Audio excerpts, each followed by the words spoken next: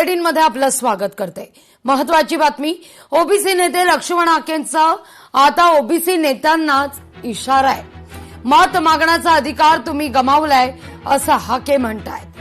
हाके यांच्याशी संवाद साधलेले आपले प्रतिनिधी बालाजी पोद्दार यांनी।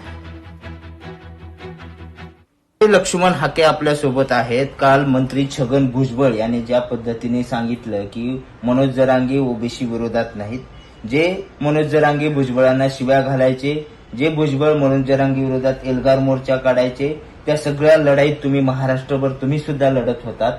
वाईट वाटतं हे सगळं ऐकून?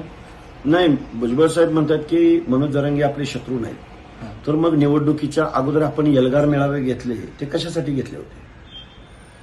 हा माननीय भुजबळ साहेबांना, ते आमचे नेते आहेत, गुरु आहेत, ओबीसींच्या न्याय हक्कासाठी भुजबळ साहेबांनी वेळोवेळी भूमिका घेतलेल्या आहेत। पण तुम्ही कालची जी भूमिका घेतली ती भूमिका ओबीसींच्या मनामध्ये चिंता निर्माण करणारी, संभ्रम निर्माण करणारी। त्याचं कारण असं की तुम्ही काल बोललात की ओबीसीचं कोण म्हणतोय ओबीसीचं आरक्षण संपलंय। भुजबळ साहेब हा लक्ष्मण हाके एक सामान्यातला सामान्य कुटुंबामधला कार्यकर्ता म्हणतोय। राज्य मागासवर्ग आयोगाचा माजी सदस्य मी महाराष्ट्रात जबाबदारीनं, अभ्यासानं, विचारानं म्हणतोय की ओबीसीचं आरक्षण संपलंय। मराठा समाजाच्या 22 लाखाहून जास्त कुणबी प्रमाणपत्राद्वारे मराठा समाज ओबीसी मध्ये आलाय आणि त्याच्या स्पर्धेमध्ये ओबीसीचं आरक्षण संपलंय। हे मी प्रचंड दाव्यानं तुम्हाला सांगतोय। आज रोजी ओबीसीचं आरक्षण संपलंय।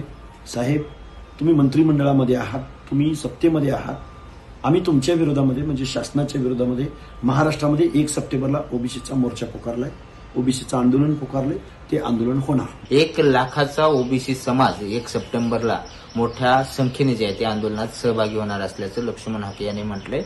बालाजी पोद्दार, लोकशाही मराठी, पुणे। लोकशाही मराठी, ऐका, पहा, जागरूक रहा।